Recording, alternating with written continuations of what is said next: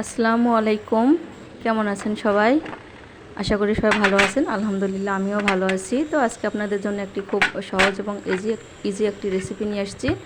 তো আমি প্রথমে, এটা হচ্ছে মাটির বাটনা আমাদের উত্তরবঙ্গের। এটা আমরা বিভিন্ন ভর্তা বা বাটাবাটির কাজে ব্যবহার করি।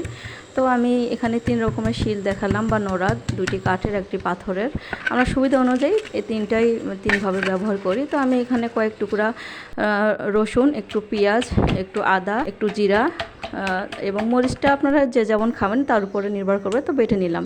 নিয়ে আমি 2টি ডিমের সাথে এটা মেখে নিলাম। একটু লবণ এবং চাইলে ধনিয়া পাতাও দিতে পারেন। তারপরে আমি একটু কম তেলে, বেশি তেল দেওয়া যাবে না, তো পাউরুটিগুলো স্লাইস করে এখানে তেলে হালকা করে ভেজে নিচ্ছি। খুব বেশি কড়া করে ভাজা যাবে না, ভিতরটা যেন একটু নরম থাকে, একদম ক্রিস্পি হবে না, এটা একটু নরম হবে আর কি। তো এইভাবে ভেজে নিচ্ছি।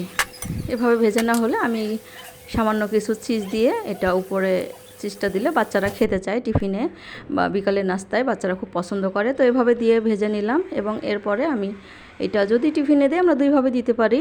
এভাবে আমার ঘরে তৈরি টমেটো সস দিয়ে এটা বক্সে ভরে দিয়ে দিব, অথবা আমরা যেভাবে 2টার মাঝখানে এভাবে দিয়ে স্যান্ডউইচের মতো আমরা দিতে পারি, বাচ্চারা যেভাবে খেতে সুবিধা মনে করে আর কি। তো দিয়ে এভাবে যে পরিবেশন করলাম। তো যদি ভালো লাগে আজকের এই রেসিপিটি, তাহলে লাইক, কমেন্ট, শেয়ার করবেন অথবা সাবস্ক্রাইবও করতে পারেন। তো সে পর্যন্ত সবাই সুস্থ থাকুন। আল্লাহ হাফেজ।